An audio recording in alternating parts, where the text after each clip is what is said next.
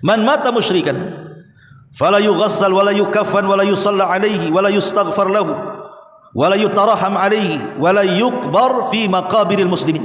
Kalau dia mati di atas kesyirikan, tidak boleh dimandikan, tidak boleh dikafankan, tidak boleh disolatkan, tidak boleh didoakan ampunan, tidak boleh juga dikuburkan di pekuburan kaum muslimin.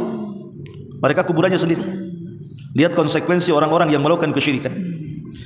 Karena sekelas Nabi SAW saja pernah memintakan ampun kepada Allah akan dosa-dosa Abu Talib pamannya, yang sudah merawat Rasul dari usia 8 tahun sampai menikah dengan Khadijah, sampai diangkat jadi Nabi, bahkan membela agama Nabi. Tapi kan Abu Talib mati di atas kesyirikan, dia tidak mau mengucapkan kalimat tauhid.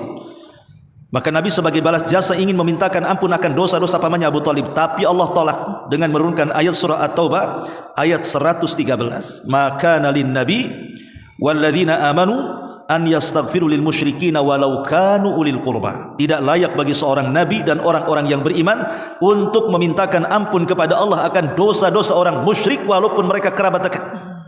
Turun surah At-Taubah ini menghentikan Rasul untuk memintakan ampun kepada pamannya. Karena orang musyrik kemudian meninggal dan dia tidak bertobat, maka tidak berhak dimandikan, dikafankan, disolatkan, bahkan dimintakan ampun, bahkan tidak boleh kita katakan tarahum, dan tidak boleh dikuburkan di pekuburan kaum muslimin. Bismillahirrahmanirrahim.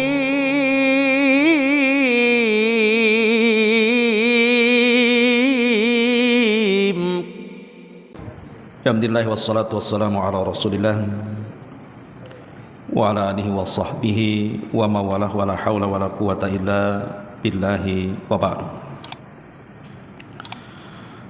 Alhamdulillah, di malam ini kembali kita duduk di majelis ilmu di Masjid Nidaul Ilmi. Salawat dan juga salam tentunya kita hadiahkan kepada Rasul kita Nabi besar Muhammad sallallahu alaihi wasallam. Tema di malam hari ini kita akan membahas tentang bahaya kesyirikan di dunia dan di akhirat. Pembahasan ini tentu sangat penting kita bahas, karena tidak ada dosa yang lebih besar yang dilakukan manusia melebihi kesyirikan. Apalagi beberapa kesyirikan itu ada yang sifatnya tidak bisa kita rasakan, tahu-tahu syirik itu sudah ada pada badan kita. Maka malam ini kita akan membahas tentang apa bahaya kesyirikan, kemudian pembagian syirik itu seperti apa, kemudian apa perbedaan syirik besar dengan syirik kecil, kemudian juga tentang contoh-contoh kesyirikan yang menyebar di masyarakat, dan yang terakhir tentunya bicara soal taubat dari kesyirikan. Inilah tema yang kita akan bahas di malam hari ini.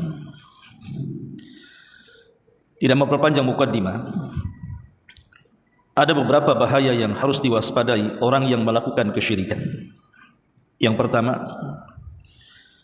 bahwa asyirku, syirik itu yuhbitu a'mal bil kulliyati, bisa menggugurkan seluruh amal secara keseluruhan. Di dalam surah Az-Zumar ayat 65 Allah mengatakan, la in asyrakta la yahbatanna amaluka wa la takunanna minal khasirin. Jika engkau hai Muhammad melakukan kesyirikan, maka akan hancur lebur amalanmu dan engkau termasuk orang-orang yang rugi.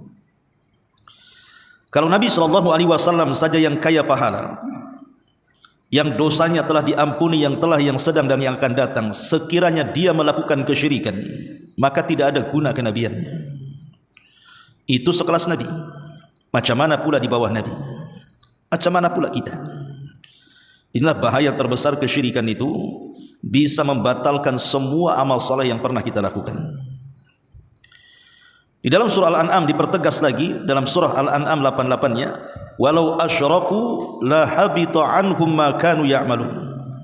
Kalaulah mereka melakukan kesyirikan, maka hancurlah apa yang telah mereka kerjakan. Kemudian yang kedua, orang-orang yang mati dalam kondisi kesyirikan, mata laqiya rabbahu musyrikan falaysa lahu amalun fi an tunala lahu al-maghfiratu abada. Siapapun yang berjumpa dengan Allah Subhanahu wa taala kelak pada hari kiamat dan dia mati di atas kesyirikan, maka jangan pernah menghayal dia mendapatkan ampunan dari Allah Subhanahu wa taala.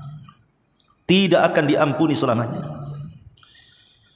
Makanya Allah Subhanahu wa taala menyebutkan dalam surah An-Nisa ayat 48, Innallaha la yaghfiru an yushraka bihi wa yaghfiru ma duna dzalika liman yasha. Siapapun yang berlaku kesyirikan, Allah tidak akan mengampuni dosa. Allah tidak akan mengampuni dosa-dosanya.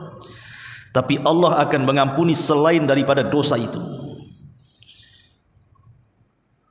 Seandainya manusia itu seumur hidupnya dia melakukan dosa besar, mungkin dia berzina, mungkin dia minum khamar, mungkin dia membunuh, mungkin dia berlaku zalim, asal tidak menyekutukan Allah Subhanahu wa taala dan dia masih beragama Islam, maka masih ada harapan ampunan dosa-dosanya. Karena dosa selain kesyirikan itu kan semua tahta masyiatillah, di bawah kehendak Allah. Kalau Allah mau, Allah ampuni dosa-dosanya dan direct masuk surga. Tapi kalau Allah tidak mau, maka Allah bisa siksa dia di neraka untuk membersihkan dosa-dosa besarnya, tetapi dia ada kesempatan masuk surga. Maka yang kedua ini, siapapun yang meninggal asal dia tidak melakukan kesyirikan, berarti ada kesempatan masuk surga. Boleh jadi masuk surga awalian secara direct, langsung tanpa mampir di neraka, atau boleh jadi tidak secara langsung, mungkin diazab dulu baru dimasukkan ke dalam surga. Artinya ada kesempatan masuk surga. Tapi kalau dia berlaku syirik, jangan harap dia dapat ampunan. Ini yang kedua. Yang ketiga, anna sahibas syirki muharramun alaihil jannah wa huwa mukhalladun finnar. Bahwa pelaku kesyirikan itu dipastikan mereka diharamkan padanya surga, bahkan dia dipastikan dikekalkan di neraka. Di dalam surah Al-Bayyinah, Allah Subhanahu wa taala berfirman dalam ayat ke-6-nya, innal ladzina kafaru min ahlil kitabi wal musyrikina fi nari jahannam khalidina fiha ulaika hum syarrul bariyah. Sesungguhnya orang-orang kafir dari kalangan ahli kitab Yahudi dan Nasrani dan juga orang-orang musyrik, maka mereka masuk ke dalam jahanam, dikekalkan di dalamnya, dan mereka adalah seburuk-buruk manusia. Lihat Allah katakan mereka seburuk-buruk manusia yang dimasukkan ke dalam jahanam dan dikekalkan di dalamnya. Bahkan dengan tegas lagi dalam Al-Maidah 72-nya, innahu man yusyrik billahi faqad harramallahu alaihi al-jannah wa ma lidh-dhalimina min ansar. Siapapun yang berlaku syirik, maka Allah haramkan padanya surga dan tempat duduknya neraka, dan bagi orang-orang zalim tidak ada penolong kelak pada hari kiamat. Subhanallah, di sini Allah Subhanahu wa taala menegaskan bahwa surga haram kepada sesiapa yang mati di atas kesyirikan. Kemudian yang keempat, wasyirku yubihu damal musyrik wa mala. Bahwa pelaku kesyirikan itu bisa terhalalkan darahnya, bahkan halal hartanya untuk diambil. Kalau seandainya seseorang hidup di negara Islam dan berlaku hukum Islam. Jadi kalau hidup di negara Islam kemudian berlaku hukum Islam dan diterapkan betul-betul hudud dalam Islam, maka orang musyrik ini harus ditangkap, kemudian dipaksa untuk bertobat. Kalau tidak, halal darahnya dan juga halal hartanya. Ma'asyiral muslimin wal muslimat rahimakumullah. Kemudian, dan itu sebagaimana hadis Nabi sallallahu alaihi wasallam yang ma'ruf, bahkan dicantumkan dalam kitab Arba'in Nawawi, umirtu an uqatilan nas hatta yashhadu an la ilaha illallah wa anna muhammadar rasulullah. Aku diperintah untuk memerangi manusia agar mereka bersaksi tidak ada sembahan yang berhak disembah kecuali Allah dan bahwa Muhammadlah utusan Allah. Artinya kalau mereka mau mengucapkan kalimat tauhid, selamat, mereka tidak diperangi. Tapi kalau mereka enggan mengucapkan kalimat tauhid alias jatuh kepada lawan tauhid kesyirikan, berarti mereka halal untuk diperangi. Ini yang keempat. Yang kelima, seorang musyrik juga haram untuk dinikahi wanita-wanitanya. Tidak boleh orang itu menikahi wanita yang musyrik. Dalam Islam itu boleh menikahi wanita orang kafir hanya dari dua agama saja. Pertama Yahudi, yang kedua Nasrani. Maka halal boleh menikahi wanita-wanita mereka dengan catatan cara menikahnya sesuai dengan syarat Islam, bukan di tempat mereka. Bukan menikah di gereja atau di sinagog, tidak, tetap menikah di masjid dengan cara Islam. Walaupun mereka bukan muslim, bukan muslimah. Karena memang Allah Subhanahu wa taala membolehkan mereka. Tetapi selain Yahudi dan Nasrani, maka dilarang dalam Islam tidak boleh menikah dengan wanita-wanita di luar daripada ahli kitab. Karena di luar dari ahli kitab semuanya agama itu di atas kesyirikan. Makanya dilarang tidak boleh menikahi wanita-wanita yang masih di atas kesyirikan. Allah mengatakan dalam surah Al-Baqarah 221, wala tunkihul musyrikati hatta yu'min. Tidak boleh menikahi wanita-wanita syirik sampai mereka beriman. Ini yang kelima. Yang keenam, sembelihan mereka haram dimakan. Kalau sembelihan ahli kitab masih dibolehkan. Jadi kalau ada Yahudi Nasrani menyembelih binatang dengan catatan dia tidak menyebut nama Isa atau Uzair, tetap menyebut nama Allah dan disembelih dengan cara yang benar, digorok lehernya, maka halal sembelihannya walaupun yang menyembelih ahli kitab. Tetapi kalau yang menyembelih binatang itu orang musyrik, maka tidak boleh menyentuh sembelihannya karena haram hukumnya. Jadi kalau umpamanya antum dikirim daging, makanan yang berkuah, daging-dagingan dari tetangga, dan jelas-jelas tetangga ini bukan Yahudi, bukan Nasrani, mereka di luar agama daripada ahli kitab, jangan dimakan sembelihannya. Jangan dimakan, buang saja. Ya, untuk menghargai mereka terima, kemudian jangan dimakan. Karena haram hukumnya memakan sembelihan mereka. Ini yang keenam. Yang ketujuh, kalau seandainya man mata musyrika, barang siapa yang mati di atas kesyirikan, fa innahu la yarithu wa la yurath. Mereka tidak mewarisi hartanya dan tidak berhak mendapatkan warisan. Mereka tidak berhak mewarisi ataupun mendapatkan warisan. Pamannya ayahnya musyrik, anaknya muslim. Ayahnya musyrik meninggal, maka harta warisan ayahnya tidak bisa diambil anaknya. Atau sebaliknya, anaknya musyrik, bapaknya pula muslim, meninggal anaknya, bawa harta, tidak bisa mewarisi kekayaan anaknya, tidak bisa mewarisi dan tidak bisa diwarisi. Karena ada hadis Nabi SAW mengatakan, la yarithul muslimul kafir walal kafirul muslim. Tidak boleh mewarisi seorang muslim harta orang kafir ataupun sebaliknya. Dan seorang yang musyrik jelas kafir. Ini yang ketujuh. Yang kedelapan, man mata musyrikan fala yughassal wala yukaffan wala yusalla alaihi wala yustaghfar lahu wala yutaraham alaihi wala yuqbar fi maqabiril muslimin. Kalau dia mati di atas kesyirikan, tidak boleh dimandikan, tidak boleh dikafankan, tidak boleh disolatkan, tidak boleh didoakan ampunan, tidak boleh juga dikuburkan di pekuburan kaum muslimin. Mereka kuburannya sendiri. Lihat konsekuensi orang-orang yang melakukan kesyirikan.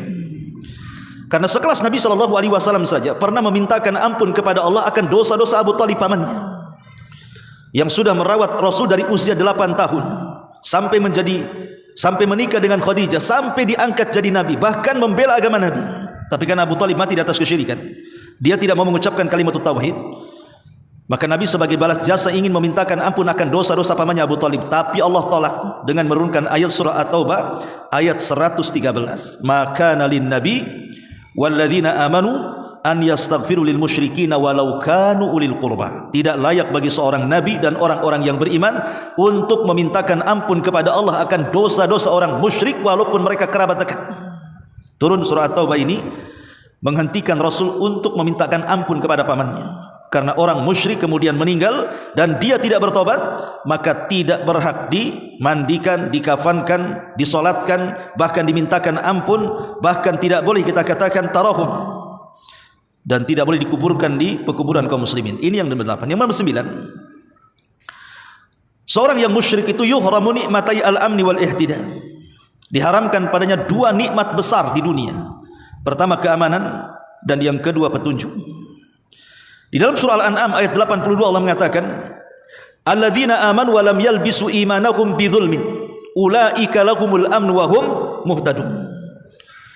Orang-orang yang beriman dan tidak mencampur adukan keimanan mereka dengan kezaliman, maka mereka akan mendapatkan keamanan dan petunjuk dari Allah. Mafhum kebalikannya, berarti kalau orang itu tidak beriman dan mencampur adukan keimanan mereka dengan kezaliman, dalam tafsir kezaliman di sini artinya kesyirikan, maka mereka tidak berhak mendapatkan keamanan, bahkan petunjuk dari Allah tertutup untuk mereka. Ini ngeri. Kalau sudah tidak diberikan keamanan di dunia, artinya tidak selamat dia. Ketika tidak diberikan hidayah di akhirat, artinya tidak dapat petunjuk masuk surga. Maka hilang dua keamanan ini bagi orang-orang yang di atas kesyirikan. Ma'asyiral muslimin wal muslimat rahimani wa rahimakumullah. Kemudian yang nomor 10, bahwa seseorang yang di atas kesyirikan, syirik itu yufsidul uqul. Ingat, kesyirikan itu merusak akal. Makanya lihat kelakuan orang-orang musyrik itu yang menyembah berhala. Akal mereka tidak main. Tahu berhala itu tidak bisa melindungi dirinya, apalagi melindungi orang yang menyembahnya. Jangan cerita bicara, mendengar pun tidak bisa.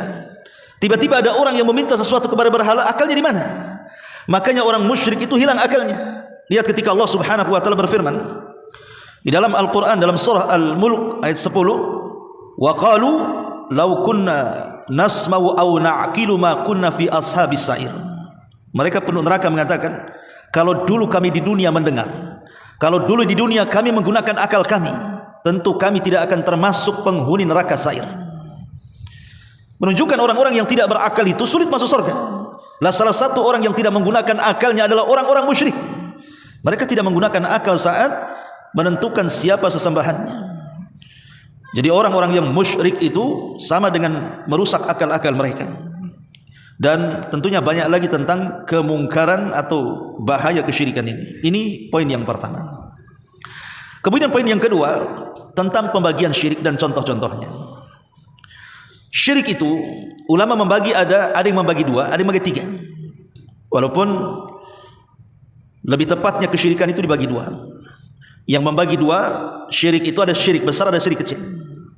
Yang membagi tiga ada syirik besar, ada syirik kecil, ada syirik khafi, syirik samar artinya. Tapi ada yang mengatakan samar ini masuk pada syirik besar, tergantung macam mana bentuk syiriknya, atau bisa masuk pada syirik kecil. Jadi dia pertengahan. Yang syirik samar-samar nanti kita jelaskan. Tapi yang jelas bahwa pembagian syirik itu ada dua. Pertama asyirkul akbar yang tadi sudah jelas bahayanya. Yang kedua asyirkul asghar, syirik kecil.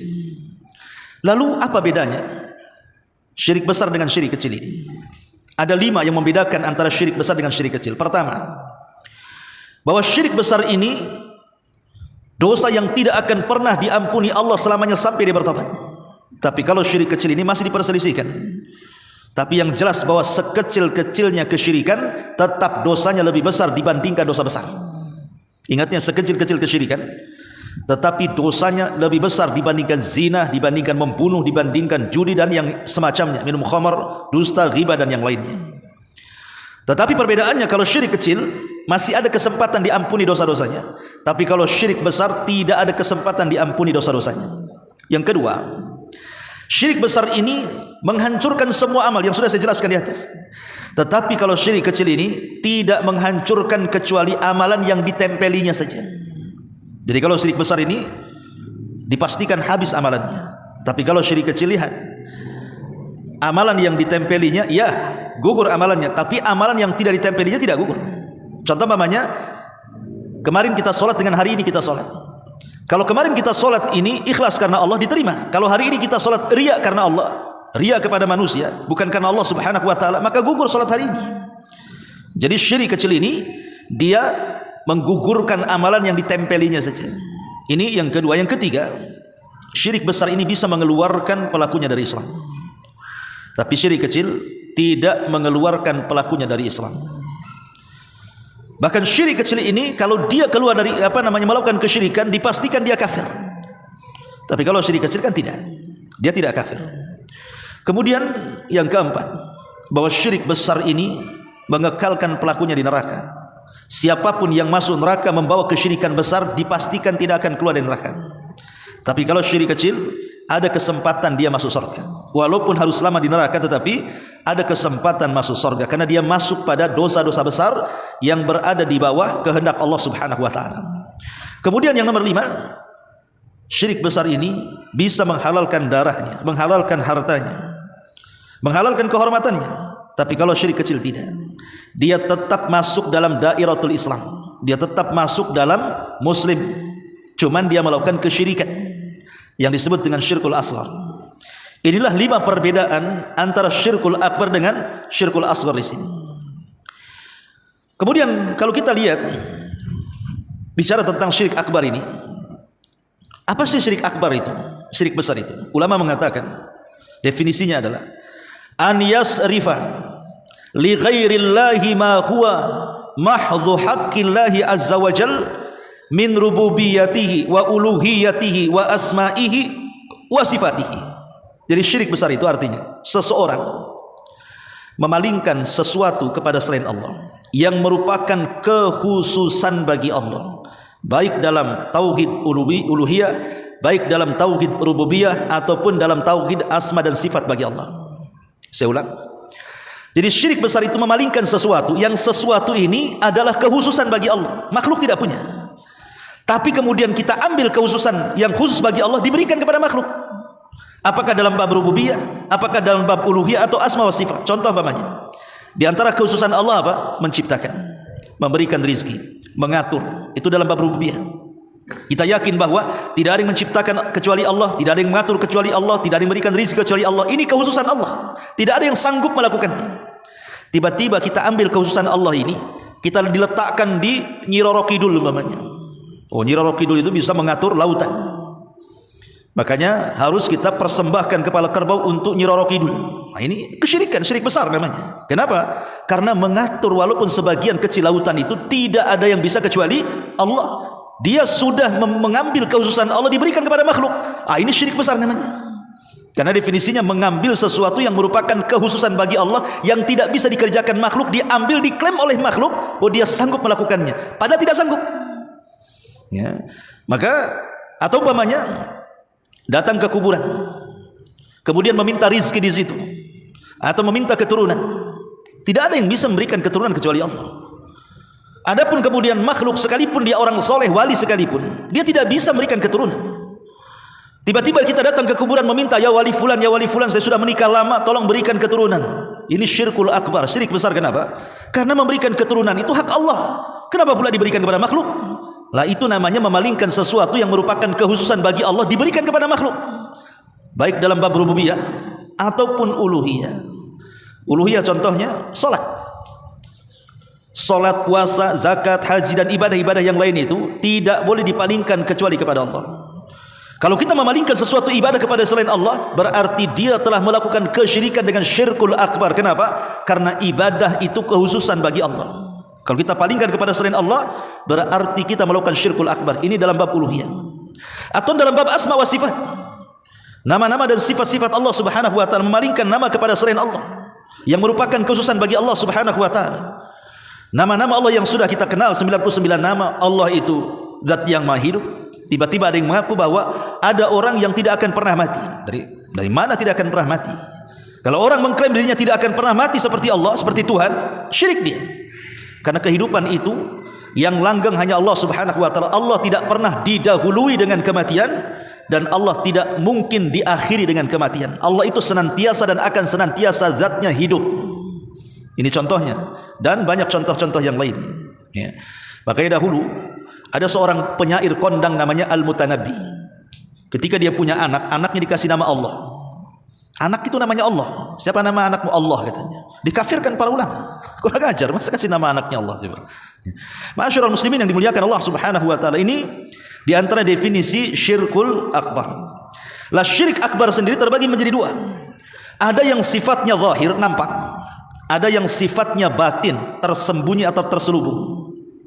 Adapun yang tampak ma'ruf, seperti para penyembah berhala. Mereka terang-terangan menyembah berhala-berhala mereka, menyembah patung-patung mereka, menyembah sonam-sonam mereka, jelas ya. Atau orang-orang yang datang ke kuburan meminta-minta di kuburan, itu kan jelas, nampak oleh kedua mata kita. Tapi terkadang ada syirik itu yang sifatnya tersembunyi, seperti syiriknya orang-orang yang al-mutawakkilin, kata para ulama, dicontohkan kasyirkil mutawakkilin, seperti orang-orang yang syirik dalam bab tawakal. Tawakal tidak boleh diberikan kecuali kepada Allah. Tapi ada orang-orang yang bertawakal kepada makhluk. Ada orang-orang yang bertawakal kepada makhluk kan. Kalau dipecat oleh perusahaannya, wah kayak kiamat. Sehingga tidak mau sholat, tidak mau apa, pokoknya frustasi, seolah-olah Tuhannya itulah perusahaannya. Padahal terkadang orang keluar dari perusahaan, entah dipecat, PHK atau mengundurkan diri, siapa tahu ada rezeki yang jauh lebih baik kan. Tapi banyak orang-orang yang menuhankan perusahaan, ketika dipecat itu kayak kiamat. Akhirnya lemas hidupnya, putus asa, bahkan meninggalkan ibadah-ibadah. Masalah ikhwatu fillah muliakan Allah azza wa jalla ya. Itu berarti tawakalnya bukan kepada Allah, tapi kepada perusahaan, atau mungkin kepada pejabat, atau mungkin kepada manusia, atau mungkin kepada benda-benda dan begitu seterusnya. Ini syirik akbar yang sifatnya apa? Tidak nampak, karena kan dalam hati. Tawakal kan dalam hati. Nah, ini juga bisa terjerumus pada syirkul akbar. Kemudian di antara syirkul akbar juga adalah syirkul i'tiqad, syirik dalam bab keyakinan. Syirik dalam bab keyakinan seperti ada sebagian keyakinan orang Syiah bahwa imam 12 mereka itu mampu menghidupkan dan mematikan, mampu menurunkan hujan. Bahkan mereka mengklaim bahwa imam 12 mereka tahu kapan mereka mati. Sebenarnya ini kan hayalan orang-orang Syiah saja, tapi ini bisa menjerumus kepada kesyirikan, ya kawan. Macam mana imam-imam mereka sanggup meramalkan dirinya dan tahu dirinya akan mati kapan? Kalau saya beri analogi contoh seperti ini, Husain ibn Ali radhiyallahu an, Husain ibn Ali radhiyallahu an itu diundang oleh orang-orang Kufah supaya datang ke Kufah, dan orang Kufah siap membaiat Husain untuk menumbangkan kekuasaan Yazid bin Muawiyah. Tapi apa yang terjadi? Husain sudah dinasihati oleh saudara kawan-kawannya, saudara-saudaranya, jangan pergi ke Kufah karena orang Kufah itu para pengkhianat. Mereka ngomong saja, memberikan loyalitas, hakikatnya mereka itu para pengkhianat. Tapi Husain tidak dengar. Berangkat dari Madinah ke Kufah, di tengah jalan di satu tempat namanya Karbala, dibantai oleh pasukan Ubaidillah ibn Ziyad. 90 manusia mati di Karbala dan 50-nya keluarga Nabi. Pertanyaannya, kalau orang Syiah mengklaim bahwa imam mereka itu mampu mendeteksi kapan wafatnya, saya kira Husain tidak akan berangkat kalau dia tahu akan dibunuh. Saya yakin tidak akan berangkat kalau dia tahu akan dibunuh, kan? Karena Husain tidak tahu dia akan dibunuh, makanya berangkat. Dan Allah sudah takdirkan begitulah pembunuhannya, dia mati syahid, dibunuh oleh pasukan Ubaidillah. Dari mana kalau begitu imam 12 mengetahui yang gaib? Lah ini kan sebuah kesyirikan, mengklaim perkara-perkara yang gaib. Sesuatu yang gaib itu tidak ada yang tahu kecuali Allah. Qul la ya'lamul ghaiba illallah, katakan ya Muhammad, tidak ada yang mengetahui yang gaib kecuali Allah. Itu Allah yang mengatakan dalam Quran.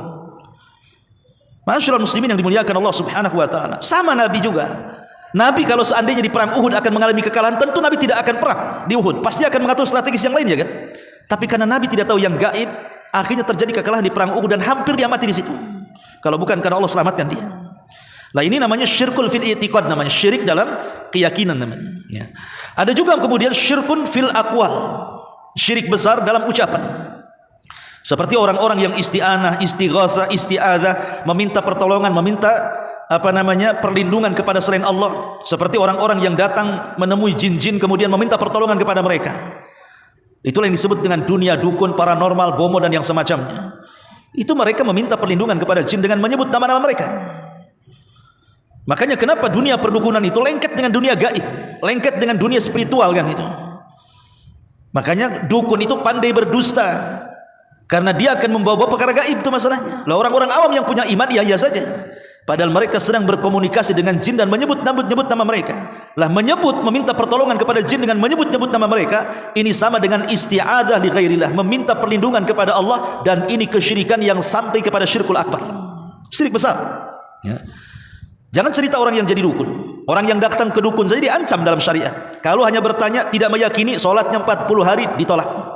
Kalau sampai bertanya kemudian diyakini, maka dia telah kufur, keluar dari Islam. Itu yang datang, cuman dukunnya. Ya. Ma'asyiral muslimin wal muslimat rahimani wa rahimakumullah. Termasuk syirik besar juga ada dalam al-af'al, perbuatan. Seperti orang yang salat menghadap berhala, orang yang sujud kepada selain Allah, menyembelih kepada selain Allah, bernazar kepada selain Allah dalam perbuatannya. Ini syirkul akbar, ikhwan. Menyembelih di kuburan, bernazar di kuburan, semua di kuburan itu syirkul akbar, bukan syirik kecil. Karena menyembelih itu ibadah, tidak boleh diberikan kecuali kepada Allah. Salat itu ibadah, tidak boleh diberikan kecuali kepada Allah. Sujud itu ibadah, tidak boleh diberikan kecuali kepada Allah. Makanya salat yang dibolehkan di kuburan itu cuma satu, salat jenazah. Kenapa? Karena tidak ada ruku dan sujud. Setiap salat yang ada ruku dan sujudnya tidak boleh salat di kuburan atau menghadap kuburan. Karena Rasul yang mengatakan la tusallu ilal kubur, jangan salat menghadap kuburan. Kecuali salat jenazah, itu pun bukan menghadap kuburan tapi menghadap kiblat, cuma di kuburan. Jadi contohnya seperti ini, umpamanya ada keluarga meninggal, kita masih di Padang, di Jawa, di Sumatera atau di mana, orang tua meninggal, pas datang sudah dikuburkan kemarin, maka kita boleh datang ke kuburan kemudian sholat di samping kuburan, dibolehkan, tapi jangan menghadap kuburan, menghadap kiblat. Tapi sholat jenazah, Karena kenapa dibolehkan salat jenazah di areal kuburan? Karena dia tidak punya ruku, tidak punya sujud, dan ruku dan sujud tidak boleh diberikan kecuali kepada Allah. Ma'asyiral muslimin wal muslimat rahimani wa rahimakumullah. Dan banyak contohnya, nanti kita akan berikan contoh lanjut. Kita masuk pada pembagian syirkul asghar, syirik kecil. Syirik kecil ini memang definisinya selain daripada syirkil akbar, ya syirik kecil. Tapi apa definisinya syirik kecil ini? Memang dijelaskan bahwa setiap kesyirikan yang tidak sampai mencapai had syirkul akbar maka dia syirkul asghar. Tapi kan definisi seperti ini akan sulit dipahami. Setiap yang bukan syirik besar maka syirik kecil. Iyalah kan, itu logika kan seperti itu. Kalau bukan syirik besar berarti syirik kecil kan. Maka sangat sulit mendefinisikan syirik kecil ini. Tetapi syirik kecil ini ada yang memang ditegaskan oleh Rasul bahwa dosa ini termasuk syirik kecil atas lisan Nabi. Contoh mamanya, Nabi SAW mengatakan, akhwafa ma akhafu alaikum asyirkul asghar. Sesuatu yang paling aku takutkan dan paling aku khawatirkan kepada kalian kalau kalian terjerumus kepada syirik kecil. Rasul menyebutkan syirik kecil, langsung menyebutkan syirik kecil. Kemudian sahabat bertanya, apa itu wahai Rasul yang kau takutkan dari syirik kecil itu? Maka Rasul mengatakan, ar-riya, orang yang berlaku riya, beribadah bukan karena Allah tapi karena manusia. Tapi riya sendiri bisa masuk pada syirkul akbar, bisa masuk pada syirkul asghar. Kalau memang seseorang itu memang kehidupannya hanya untuk riya saja, itu bukan syirik kecil, itu masuk syirik besar. Contoh mamanya, ada seorang mu'alaf, dia masuk ke dalam Islam itu bukan karena ingin mengambil hidayah, tapi karena ingin riya. Dia menikahnya karena menikahi wanita. Dia seorang muslimah, syaratnya harus menikah seorang muslimah, dia harus berpura-pura masuk Islam. Maka berpura-pura masuk Islam, kemudian hanya ingin supaya dipuji oleh istrinya dan mau menikah dengannya, atau dipuji oleh keluarganya supaya bisa menikahi putrinya. Ini bukan syirik kecil namanya, ini syirkul akbar. Masuk Islamnya percuma, karena masuk Islamnya bukan karena memang ingin mengambil hidayah, kan begitu. Karena riya mutlak dari awal, bukan karena Allah tapi karena manusia. Lain kalau dia seorang muslim, kemudian dia melaksanakan sholat. Terkadang ada waktu-waktunya dia riya karena mungkin di sekitarnya ada orang-orang yang dianggap mulia, akhirnya dia bagusi sholatnya, dia bagusi bacaannya, dia bagusi gerakannya, dia lama-lamain sholatnya. Ini namanya syirik kecil namanya, karena datangnya bukan dari awal, ya sekonyong-konyong saja. Itu disebut syirkul asghar, nama syirik kecil. Termasuk syirik kecil adalah al-i'timad anil asbab wa adamul i'timad ala Allah. Terlampau menyandarkan kepada sebab dan lupa yang menciptakan sebab. Umpamanya terlampau yakin dengan obat. Obat ini pasti menyembuhkan. Harusnya dia katakan Allah yang menyembuhkan lewat perantara obat kan. Tapi dia terlampau yakin dengan sebab dan lupa yang membuat obat, Allah Subhanahu wa taala. Dalam dunia pengobatan, sering saya ulang-ulang, ada 3 perkara yang harus antum pahami. Dalam dunia pengobatan itu harus ada 3 perkara yang harus dipahami. Pertama, ada obat itu secara nas Quran dan sunnah memang dia obat, makan. Seperti habatus sauda, kemudian minyak zaitun, kemudian madu, kemudian bekam hijama, ya kan? Kemudian ruqyah dan begitu seterusnya. Ini secara syar'i Quran dan sunnah mengatakan itu obat, lakukan, makan. Walaupun kita tidak boleh meyakini 100% jadi obat, karena ada yang cocok di bekam, ada yang tidak cocok di bekam. Ada yang makan madu dia cocok sembuh, ada yang makan madu juga tak sembuh, ya. Tetapi secara umum mereka adalah obat. Itu semua adalah obat karena Quran mengatakan seperti itu, hadis mengatakan seperti itu. Maka yang seperti ini tidak terlarang. Yang kedua, ada jenis-jenis obatan itu memang Quran tidak menyebutkan itu obat, hadis juga tidak mengatakan itu obat. Tetapi ada penelitian seksama yang sangat dalam oleh orang-orang yang ada di farmasi, kedokteran, herbalis atau yang lainnya. Setelah di lab, rupanya ini daun kalau direbus diminum bisa menyembuhkan penyakit ini karena ada zat-zat ini. Ini akar-akaran ini kalau direbus diminum airnya akan bisa menyembuhkan karena dalam akar ini terdapat zat ini dan begitu seterusnya. Dan sudah diteliti. Walaupun Quran tidak mengatakan itu obat, hadis Nabi tidak mengatakan itu obat, tapi karena sudah diteliti dan barangnya bukan barang haram, semua halal, dedaunan, akar-akaran, buah-buahan dan begitu seterusnya atau biji-bijian, maka silahkan konsumsi, itu obat. Yang jadi masalah itu yang ketiga. Quran tidak mengatakan itu obat, hadis mengatakan itu tidak obat, penelitian pula tidak ada bahwa itu obat, tiba-tiba dijadikan obat. Itu masalah namanya, menjadikan sebab yang bukan sebab. Dan itulah biasanya dilakukan oleh dukun-dukun yang ngaku sebagai tabib. Datang ke dukun, tentu dikasih keris petir katanya, ini bisa ngobati. Tentu dikasih musab kecil nonet yang bisa dimakan, ini simpan ini. Kemudian dikasih tasbih, tasbih karomah katanya. Kemudian dikasih lagi benang. Pernah saya waktu ke Pulau Moro itu dengan Ustaz Soleh itu, musim duren di sana. Saya ke sana 3 hari di sana. Pas jalan-jalan 2 hari setelahnya, jalan-jalan jauh, jalan kaki itu udah berkilo-kilo. Lewat di sebuah kampung, rupanya tidak ada orang kampung itu, tidak ada orang sama sekali. Nggak ada yang berani, maksudnya nggak ada orang itu di jalan-jalan. Rupanya orang itu tak berani keluar. Sebagian mereka ada di rumah, sebagian mereka ada di kebun duren. Yang ada di kebun duren tak berani pulang, yang ada di rumah tak berani pulang ke kebun. Jadi ketika kita keluar di situ rame-rame, jadi orang itu udah deg-degan kan itu. Kok berani gitu ya? Rupanya ada keyakinan di pulau di sana itu bahwa dalam setahun itu ada hari-hari tertentu itu akan membawa sial. Maka mereka tinggal di rumah atau di kebun dan tidak pulang. Yang saya herankan ketika itu ada anak-anak kecil yang banyak sekali di situ. Rata-rata membawa benang warna kuning. Ada yang di leher, ada yang di gelangkan, ada yang di perut, ada yang di kaki, dan tidak boleh dilepas kecuali putus sendiri. Jadi saya sama sosok itu mencobalah ini nanya-nanya, kok ada ya? Untuk apa benang? Hampir semua anak-anak kecil itu pakai benang kuning. Tidak boleh dilepas sampai putus sendiri. Jadi saya tanya, ini kenapa kok sampai bayi-bayi dikasih itu? Rupanya dia mengatakan apa? Itu untuk menangkal berbagai macam penyakit, berbagai macam wabah, dan begitu seterusnya. Lah dari mana? Apotek tidak pernah jual benang. Yang jual benang itu biasanya tukang jahit. Nggak ada hubungan kaitan dengan penyembuhan. Kalau mau buat celana ya. Tapi kalau mau menyembuhkan penyakit, nggak mungkin datang ke tailor, datangnya ke apotek, ke dokter kan begitu.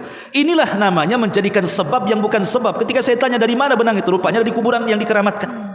Di situ ada juru kuncinya. Itulah yang minta benang situ. Ini kan kesyirikan, ikhwan.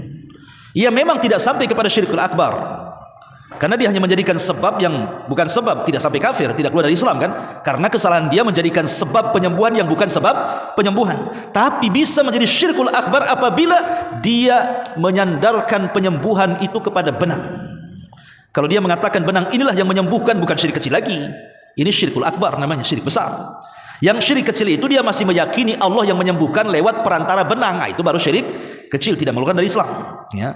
Tapi ketika seseorang menyandarkan kepada sebab dan lupa kepada yang membuat sebab, nah inilah yang disebut dengan syirkul asghar. Terlampau menyandarkan maksudnya. Tapi kalau mutlak menyandarkan kepada sebab ya syirik besar ya. Kemudian juga di antara syirkul asghar adalah at-tatayyur. Tatayyur itu diambil dari kalimat burung ya, tayrun. Tatayyur itu menganggap burung sial dan untung. Karena begini kisahnya. Orang-orang Mekah ini sebelum Nabi SAW diutus, kebiasaan mereka kan berniaga kedua arah. Allah mengatakan rihlatash syita'i was-saif li'ila fi Quraisyin ila fihim rihlatash syita'i was-saif. Ada syita, ada saif. Syita itu musim dingin, saif itu musim panas. Jadi orang-orang Mekah ini kalau di musim dingin mereka berniaga ke Yaman, kalau di musim panas mereka berniaga ke Syam, ke Palestina. Lah kebiasaan orang-orang musyrik Arab apabila hendak berangkat berniaga, maka mereka selalu menerbangkan merpati. Burung merpati akan diterbangkan. Kalau burung ini mengarah ke Syam, tidak mengarah ke Yaman, atau tidak mengarah ke arah lain, pokoknya jangan mengarah ke Syam saja, berarti mereka akan membawa hoki menurut keyakinan mereka. Mereka akan berangkat. Tapi kalau burung ini menuju Syam, walaupun tujuannya tidak ke Syam, mereka tidak akan berani berjalan. Mereka akan tunda besok lagi, tunda minggu depan lagi, tunda bulan depan lagi, sampai ketika menerbangkan burung asal tidak ke Syam. Makanya Syam disebut Syam itu litasyaum. Kenapa orang-orang Arab menyebutnya Syam? Syam itu dari kalimat tasyaum. Tasyaum itu membawa sial. Jadi kalau burung itu mengarah ke Syam ini pasti bawa sial nih. Makanya mereka tidak akan berangkat dagang. Lah sejak itulah Islam datang dan mengharamkan tatayyur. Tidak boleh menyandarkan keuntungan dan kebuntungan usaha itu kepada seekor burung. Ya, itu tatayyur namanya. Itu di zaman jahiliyah, ikhwan. Tapi di zaman sekarang berkembang tatayyur itu. Bukan hanya sekedar ke burung saja. Kalau dulu zaman saya masih kecil-kecil di desa-desa itu ada namanya burung perukutut.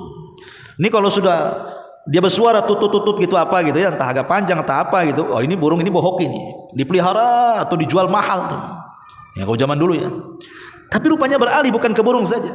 Dan anehnya di negeri kita ini tatoyurnya musim-musiman. Dulu ada ikan lohan, makin besar nong-nongnya katanya makin hoki. Tapi sekarang makanya ikan lohan mahal zaman dulu kan. Sekarang ada harganya, digoreng sekarang ikan lohan tuh. Ya. Kemudian muncul juga apa namanya daun janda bolong. Tahu kan daun janda bolong yang besar-besar itu? Kenapa itu sejarahnya disebut janda bolong?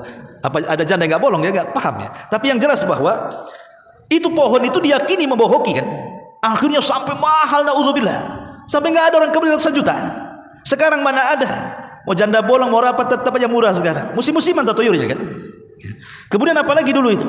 Dulu pernah tahun-tahun kapan itu yang orang demam batu akik itu? Semua orang jual batu akik. Subhanallah. Tidak ada pasar kecuali ada orang jual batu akik itu. Sampai di warung-warung Padang sendiri, standnya itu ada orang jual batu akik itu. Di warung Padang padahal. Nyari batu akik ke warung Padang. Ya.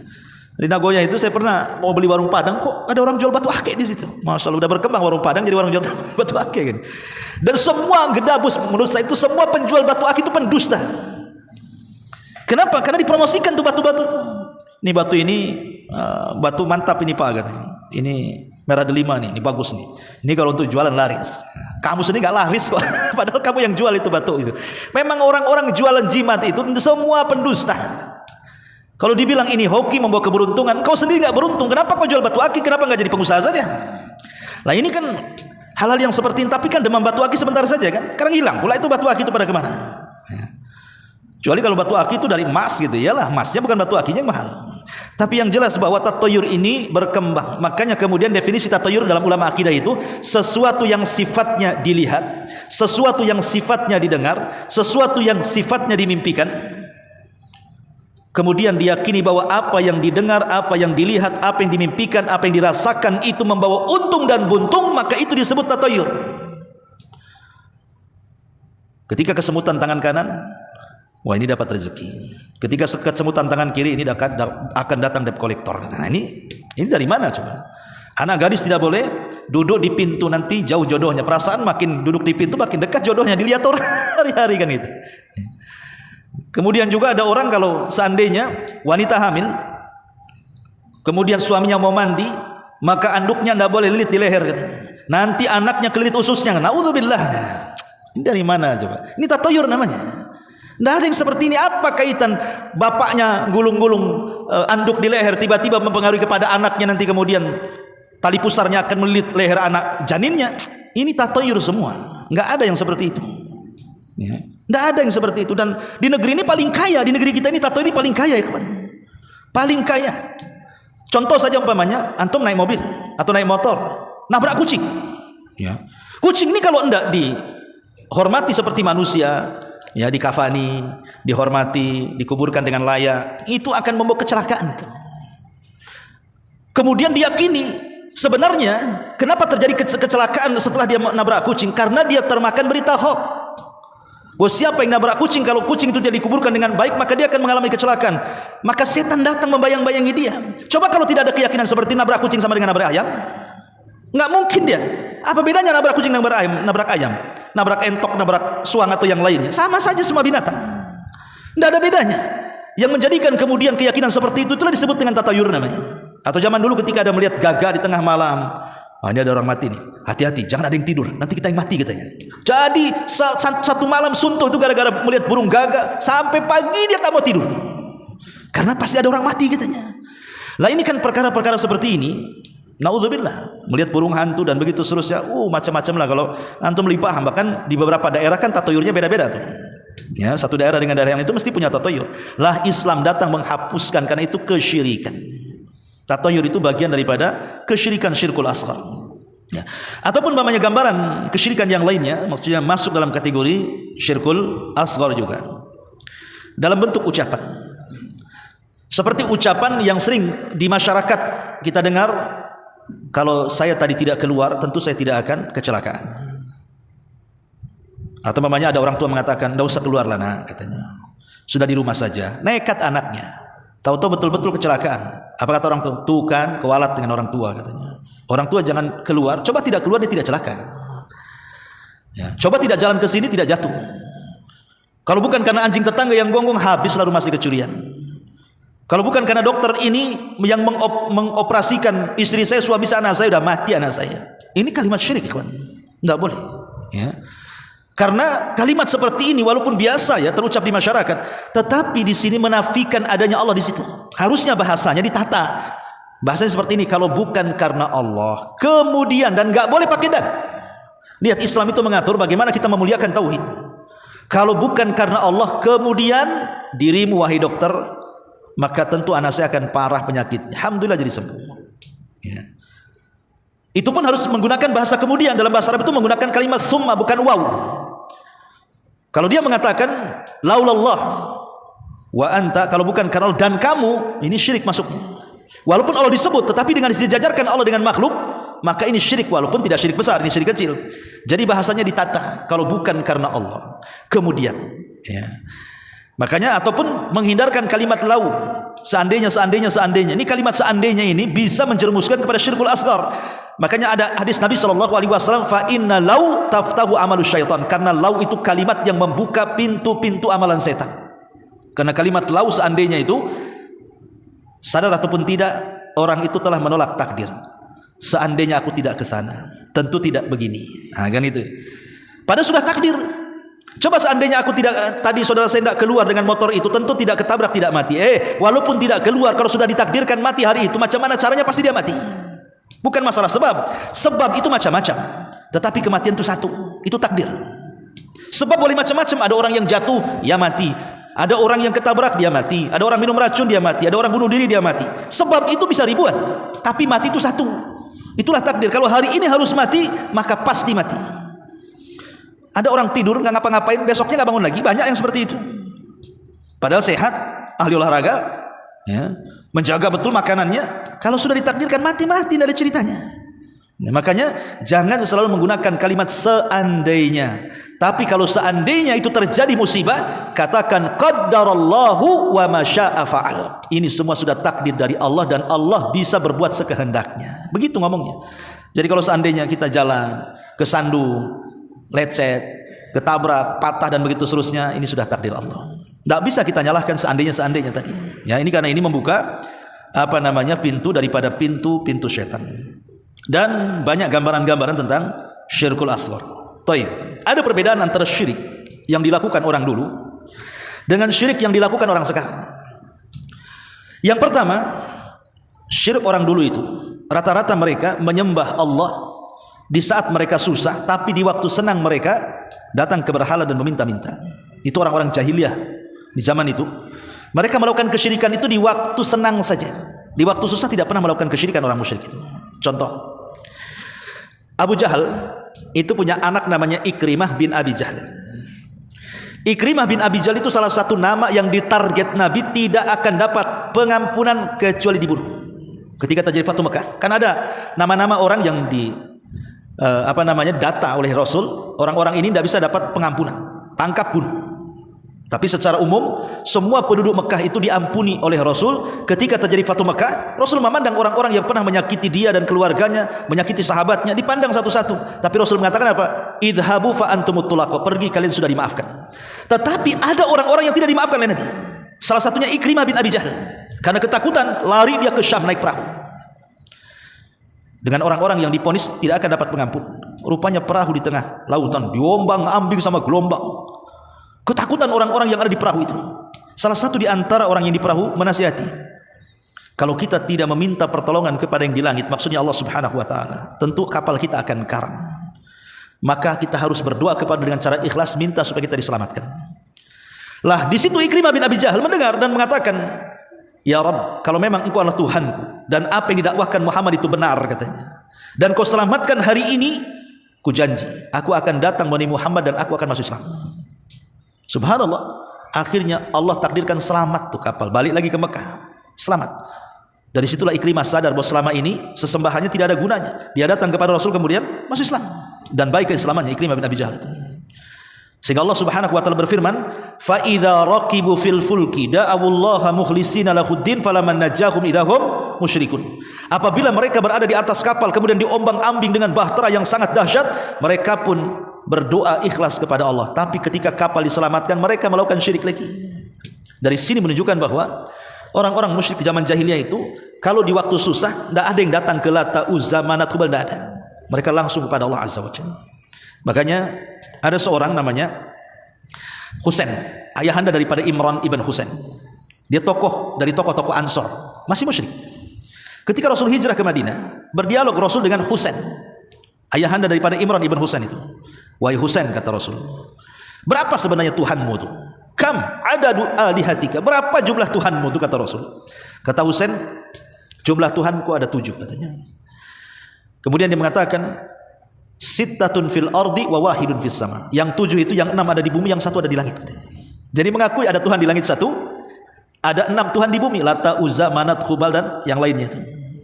Kemudian Rasul mengatakan, mana kuat? Tuhan yang 6 di bumi atau Tuhan yang 1 di langit katanya. Kata Husain, ya yang di langit lebih kuat.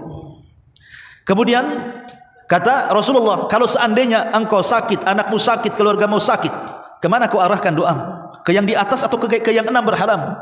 Maka Husain mengatakan ke yang di atas katanya.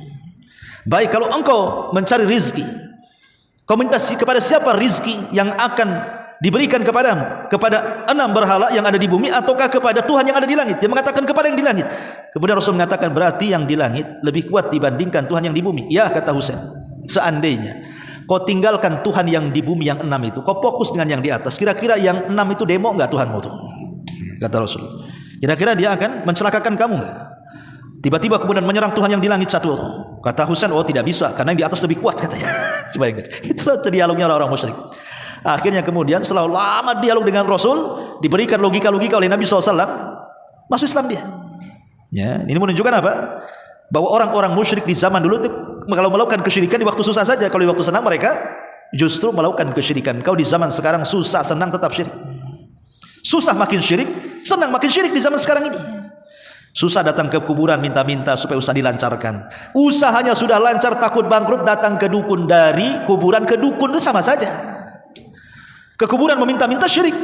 Setelah kaya takut kekayaannya hilang, datang ke bah dukun, syirik juga kan begitu. Ini makanya kenapa kesyirikan di zaman dulu lebih ringan dibandingkan kesyirikan di zaman sekarang. Ini satu.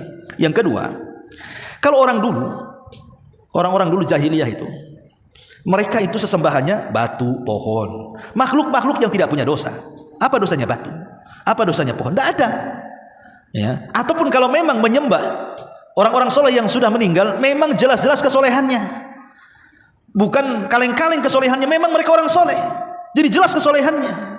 Tapi kalau orang sekarang ini yang nyembah kuburan itu, tidak tahu ini kuburan ini dulu semasa hidupnya soleh, ketoleh, tidak tahu kita. Dia orang baik, orang fasik, kita tidak tahu. Yang jelas kata orang itu wali, itu kata orang. Ya, lah ini masalah kan begitu. Makanya orang dulu kesyirikannya lebih ringan dibandingkan kesyirikan di zaman sekarang. Yang ketiga, di zaman jahiliyah tidak ada keyakinan itu Allah masuk kepada tubuh manusia. Tidak ada. Orang jahiliyah tidak pernah mengatakan seperti itu. Hatta Abu Jahal, Abu Lahab, tidak ada yang mengatakan Allah itu menyatu dengan makhluk. Di atas kesyirikan dan kejahilian mereka loh ya. Tapi di zaman sekarang ada pula orang meyakini bahwa Allah itu bisa menyatu dengan makhluk. Dalam bahasa Jawa itu istilah manunggali kaula Gusti. Allah itu menyatu dengan alam. Bahkan lebih parah lagi, bukan dengan alam, dengan manusia. Itu disebut dengan akidah hululiyah namanya. Akidah hululiyah, Allah bersatu dengan makhluk seperti kopi, gula, teh, jadi satu, kayak gitu lah campurnya. Belakangan kemudian orang-orang yang berpemahaman seperti ini apa? Karena Tuhan sudah berada di badan dia, sehingga tidak ada kewajiban untuk melaksanakan yang wajib-wajib. Sudah mulai meninggalkan sholat, puasa, zakat, haji, pokoknya enggak ibadah lagi. Untuk apa ibadah? Tuhan sudah ada dalam hati saya, sudah ada badan saya. Ya, orang yang beribadah itu harus bagi mereka yang Tuhannya belum masuk ke badan gitu. Masih di luar. Istilah dengan syariat. Kalau sudah tingkat ma'rifat beda, karena sudah masuk karena enggak perlu lagi. Berdalil pula dengan Quran, wa'budullaha hatta ya'tiyakal yakin, sembahlah Allah sampai datang keyakinan. Berarti saya sudah yakin tidak perlu menyembah Allah. Maksud keyakinan di situ mati, sembah Allah sampai mati, sampai yakin pula. Karena sudah ma'rifat kan yakin tuh. Berarti tidak perlu menyembah Allah lagi. Ini kan gimana? Bahkan ada pemahaman inna salata li dzikri, Allah mengatakan salat itu untuk mengingat aku. Aku kalau sudah ingat Allah tak perlu salat lagi katanya. Karena inti salat itu untuk mengingat Allah. Aku sudah ingat. Sing penting eling udah cukup, tak perlu salat katanya. Jadi dalilnya itu sing penting eling tadi. Yang penting ingat Allah dan enggak perlu salat gitu. Salatnya eling itu tadi. Gimana? Orang yang paling eling itu Nabi. Dia tidak pernah meninggalkan salat. Dia tidak pernah meninggalkan, bahkan salat malam wajib bagi dia. Bahkan kakinya pecah-pecah pula. Itu orang yang paling eling di dunia, Nabi SAW. Ini Anda bukan Nabi.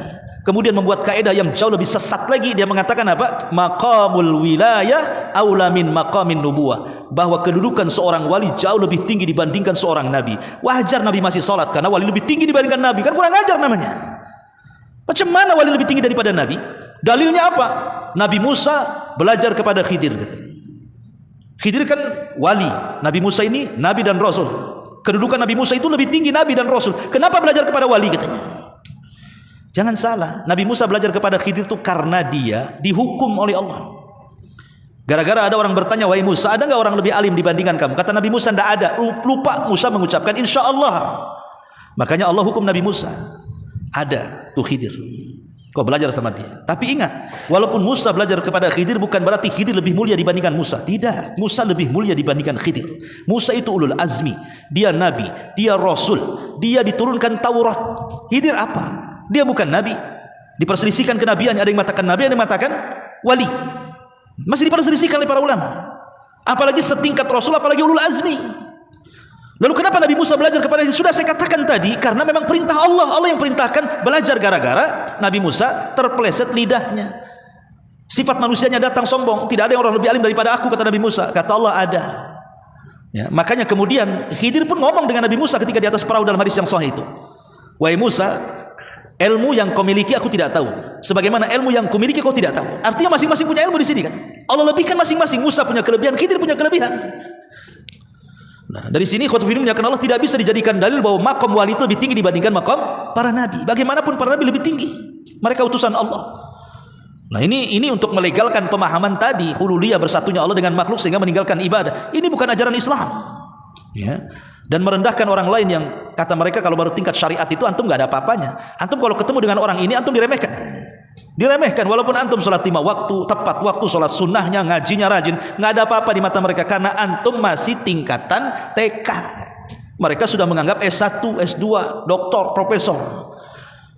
Padahal terbalik, antum yang sudah profesor, mereka yang masih TK sebenarnya. Makanya orang berjumpa dengan orang seperti ini kita diremehkan jadinya. Antum masih tingkatan syariat, belum sampai kepada hakikat. Ya. Masyaallah muslimin yang dimuliakan Allah Subhanahu wa taala, inilah di antara contoh kesyirikan tempo dulu dan kesyirikan di zaman sekarang. Adapun yang terakhir, karena waktu juga, tentu karena syirik ini dosa yang paling besar, maka tidak bisa dia dihapus dan digugur dosa itu dengan solat, dengan puasa, dengan wudu. Walaupun Rasul mengatakan solat 5 waktu ke solat 5 waktu yang bisa menggugurkan dosa, umrah satu ke umrah berikutnya bisa menggugurkan dosa, wudu tetesannya bisa membawa dosa dan menghancurkannya. Ini dosa-dosa kecil. Kalau dosa besar tidak bisa dihilangkan dengan solat, dengan umrah, dengan wudu, dengan sujud, ruku dan begitu seterusnya. Maka dosa syirik karena dosa yang paling besar harus ada taubatan nasuha. Tobat yang betul-betul tobat yang ikut syarat tobatnya. Satu, dia harus meninggalkan kesyirikannya. Yang kedua, dia harus menyesal dari kesyirikannya. Yang ketiga, tidak mengulang lagi kepada kesyirikannya. Ini harus ada. Kemudian yang keempat, dia buktikan dia meninggalkan kesyirikan itu dengan mempelajari tauhid. Ikuti perbuatan buruk dengan kebaikan. Kalau dulu melakukan kesyirikan, sekarang tegakkan tauhid. Baru taubatnya diterima oleh Allah Subhanahu wa taala. Wallahu alam, ini di antara bahaya kesyirikan. Subhanaka wa bihamdika asyhadu an la ilaha illa anta astaghfiruka wa atubu ilaik. Allahu taala alam. Assalamualaikum warahmatullahi wabarakatuh.